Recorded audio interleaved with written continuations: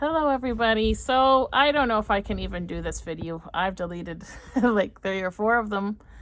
I don't know. There are so many different ways to think about what's going on right now. I don't like what's happening in Texas, and neither does anyone. And my heart of course goes out to everybody in Texas, and I'm sure that everybody's feeling the same way. Feeling bad for all the innocent children and the families,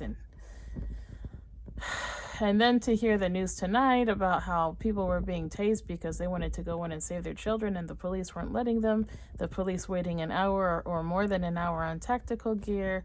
Apparently they had warning before the guy even got to the school. The guy was outside the school for 12 minutes. So much time, and then the police there were 2 police there, and wanted to they went in and then they ran out because they were being shot at. And they said that they didn't have the gear that they needed. It's too bad that they couldn't just sneak up on the guy.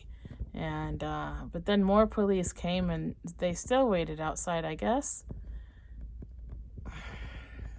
And Texas being a state where they say that there are a lot of people who carry weapons, and I guess this guy, he had some very heavy duty weapons, that automatic rifles, and I don't know, but I do know that other weapons can be put on burst, and it just seems to me that, he was outnumbered. Certainly he couldn't take them all down. I don't know. I hate to say that people should have died, but dang, little children are when they're dying. They're being killed, And then they have all these police that outnumber the guy. Certainly he could have been taken out. And tasing the parents because they were willing to go in there and lose their lives to try to take this guy down is just so much crazy nonsense. And then the cop that was talking to everybody said, "I'll circle back to you." Circle back to you. Isn't it aggravating? And then got dumb old Biden, who believes in abortion up to 9 months, it seems. And as we all know, he's sitting there and smelled little children's hair and touched them in ways that, touching their shoulders and them being uncomfortable. There's video on that, and then there he is, acting all high and mighty, and they're just all so disgusting, all of them. And Pelosi, taking God's word, and she tries to be like, "Oh, well, God said to help everyone," the other day. And well, yeah, but God also wants you to be able to help your own first. You can't very well take care of others if you can't take care of yourself. They can't take care of their own country, and they're trying to do everything for everyone else. And believing in war, not believing in war, this thing in Ukraine or not, whatever, but aren't we supposedly in debt? So then we get deeper in debt with other countries it's just such madness. Deeper in debt to, as far as I understand it, we're in debt to China and other countries. And they say that we're deeply in debt, but yet we give money away. But then I guess they're not really giving the money away. They're loaning the money so that they'll be paid back with interest. And it's just, I don't know. But it just seems like everything is madness. We have no border patrol. We don't have a border patrol. We have an open border. Everybody working the border patrol isn't working border patrol. They're just assisting people to enter the country and looking the other way and obeying orders to not be patrol. They're not patrol. We don't have a border patrol. Mexico doesn't really have a border patrol. And getting guns legally and illegally. And there's, God says to be your brother's keeper. And that goes all through the country as far as how people are getting guns legally. Someone's not doing something. A lot of people aren't doing things right if people are able to get so many weapons illegally. And there are good reasons why people want to cross into this country, and that's all understandable. I'm sure we all understand their plight. But it is true that bad comes in with good, and it's not just Mexicans coming in. It's not even just people south of Mexico coming in. We know people are coming in from Africa and from I don't know, Syria, I guess. I'm not for sure everywhere that but they say that multiple countries. Anyway, multiple continent. Well, Africa is a continent, so countries from Africa. Anyway, there are so many aspects that could lead into this because they said that this is a border town that this happened in Texas, which we all know. They said that they had the I don't know, border patrol police there. Even maybe that's just because they help, you know, with big situations like that there, you know. But obviously, you know, guns are getting into this country illegally. We all know drugs are getting into this country, and that's just part of the problem, but it's a big part of the problem. And then, you know, the school was unlocked. Whatever happened to being your brother's keeper? If the school, he walked into the school, every single door around the school should be locked. The windows should be locked if they're lower windows. They should be heavy duty glass that shouldn't be broken easily, you know. And then you have the left and the right fighting each other over the Second Amendment when there should be some sort of agreement of the minds, a meeting of the minds, you know, more background check, you know. We've got, you know, these people that are doing these things, they're going on social media saying that they're planning to do evil. You know, I'm not saying that people's privacy should be infringed upon who are innocent, you know, to be turned down for buying weapons because of their political beliefs or even religious beliefs. But obviously, these people are going on social media saying they're going to do this evil. They go on YouTube, they go on Facebook, they're text messaging. You know, can't people who sell weapons be able to do background checks, you know, able to get into phones somehow to find out what these people are doing?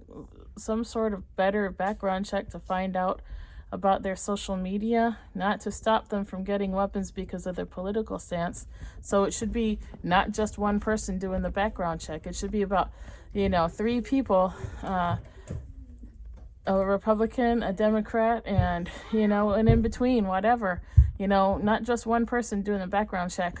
You know, it should be like 3 to make sure that there's, you know, checks and balances to make sure that, you know, people aren't being refused weapons just because of their political stance, but truly because of their evil plans. But that's why I'm saying there should be a meeting of the minds. Nobody wants their, you know, privacy infringed upon, but there are people getting weapons legally too that shouldn't have weapons. But of course, this guy, I guess he bought them. I don't know enough about it. But there are people who do bad things with weapons who do get them legally. And so, yes, more needs to be done with that. And I think maybe they should also have character references.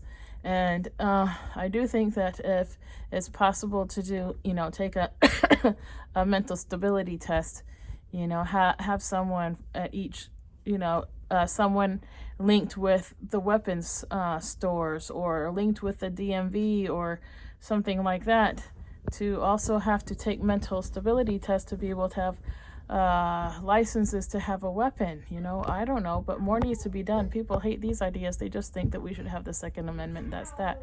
I do believe in the Second Amendment, but also I do believe that we need to do it safely. And people really do need to realize they've also got to really be careful with weapons. You know, children have been killed in homes because people had their weapons loaded on their tables, you know, or somewhere where the children could get them, and children have died that way. There was a story of this police officer who was in her apartment building cleaning her weapon, and she forgot or who knows how, but she had a bullet in her gun, and I guess she was cleaning it and clearing it and shot right through the wall of her apartment and shot the cleaning guy, the janitor that happened to be in the hallway.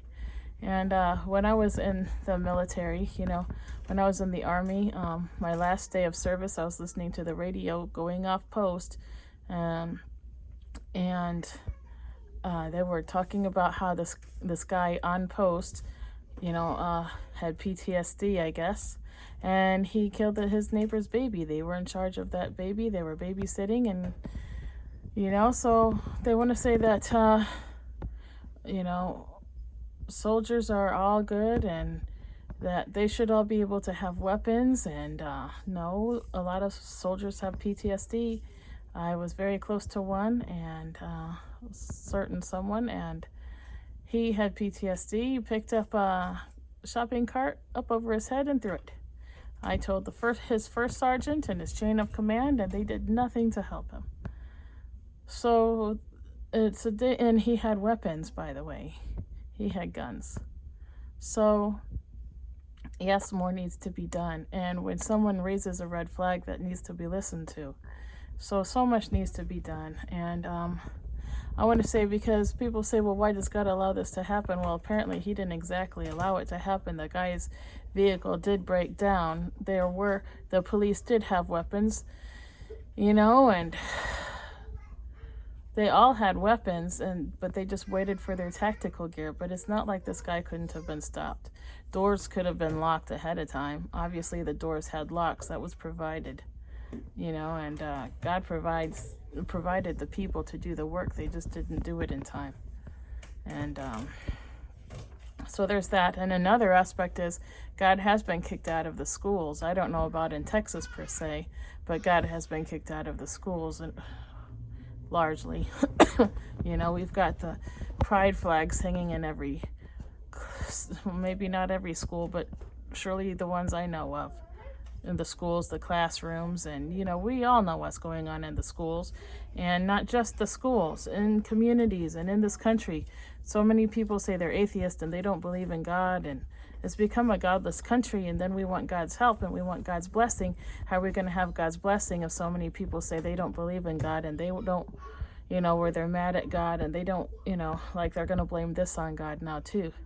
And so then another thought that I did want to share is giving up faith in God. And after something like this, wouldn't you rather, even though things don't go the way you want them to and wish they had gone, at least wouldn't you still want to believe that not only is that there is a God, which certainly there has to be, the way trees are designed and plants are designed and the human body is designed and animals' bodies are designed, there has to be a designer. That can't just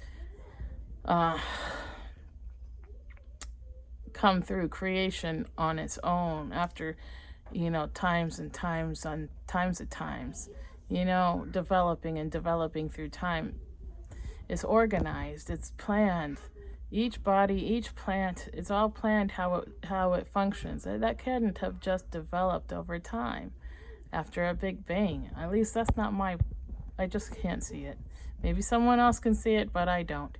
And I would rather believe that even if things don't go the way we want them to, and it's really sad and disgusting things that are going on, God did say, or Jesus said, that perilous times will come. There's always been perilous times, but obviously,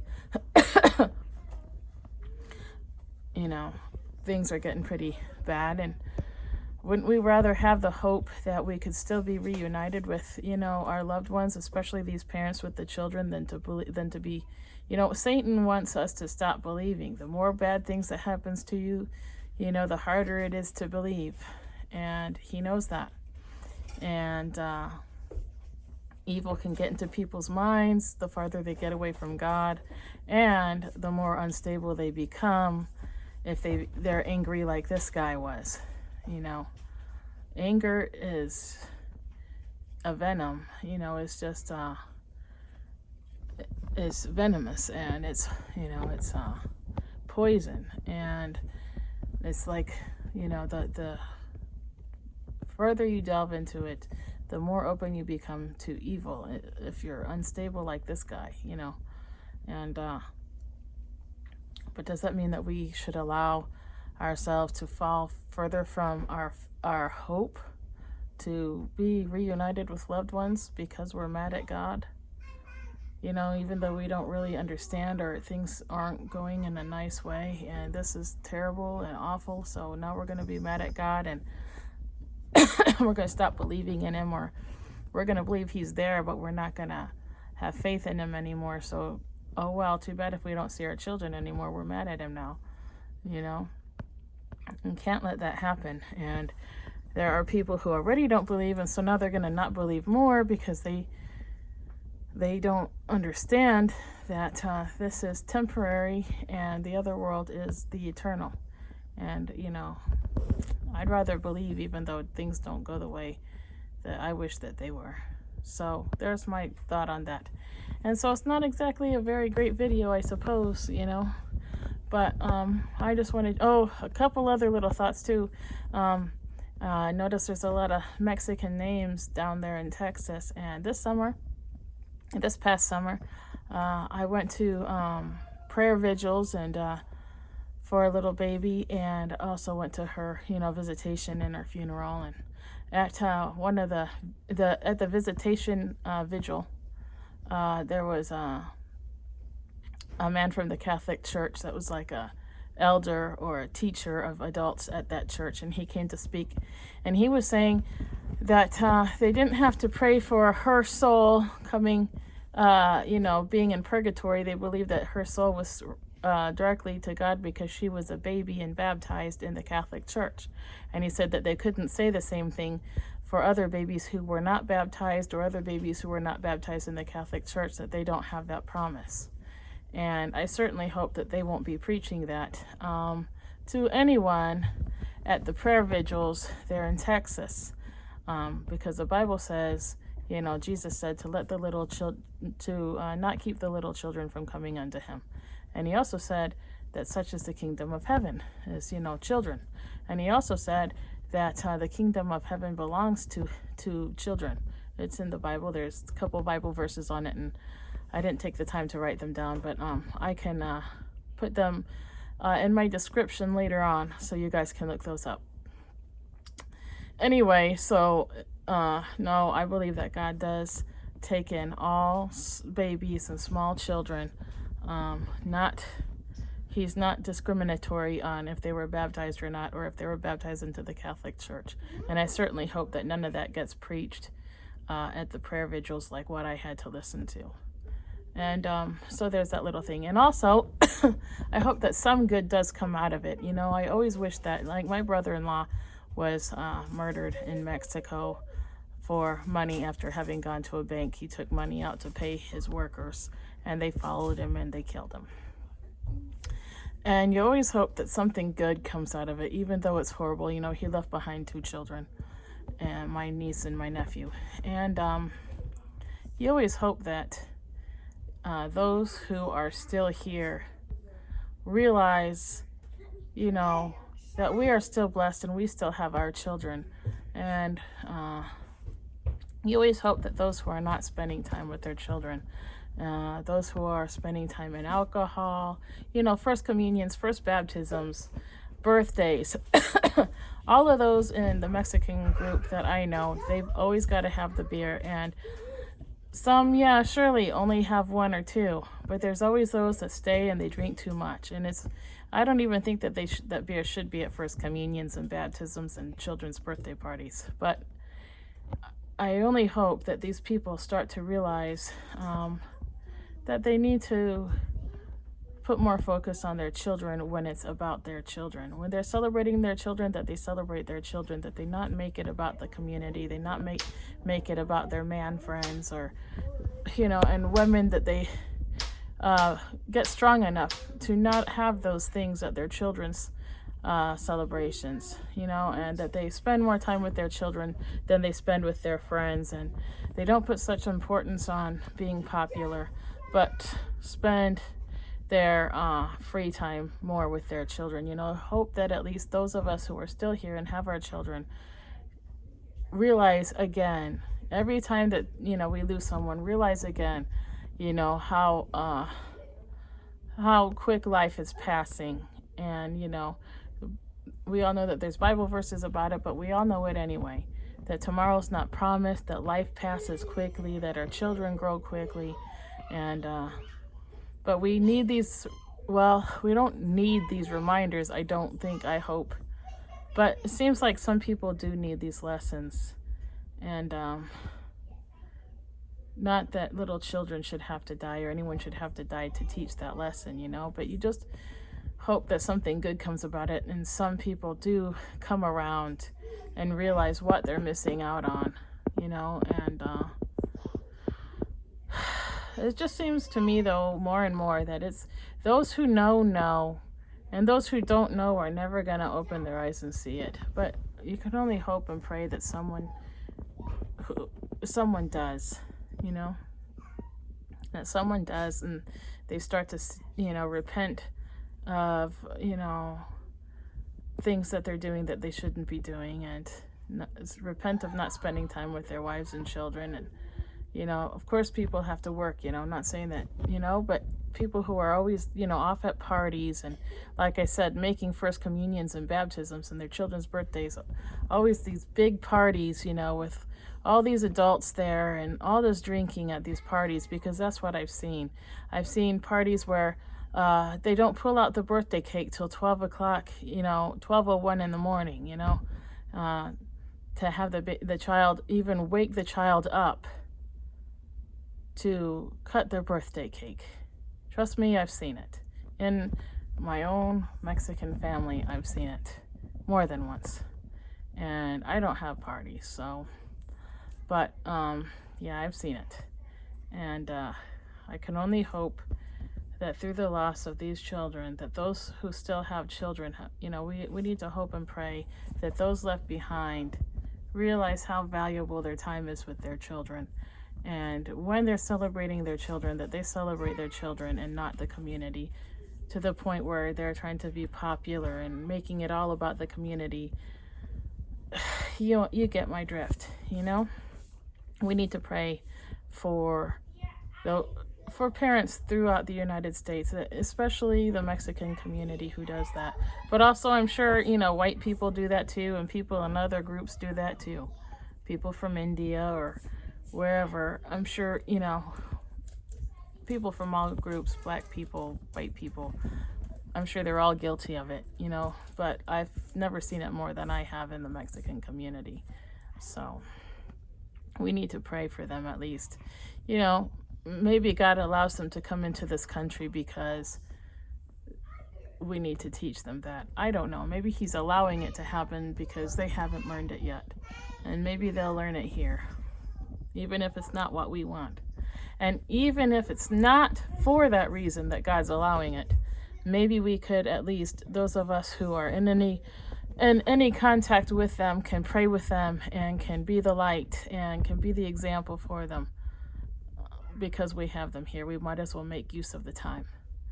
And make use of the circumstances so we can make their lives better for innocent children, hopefully.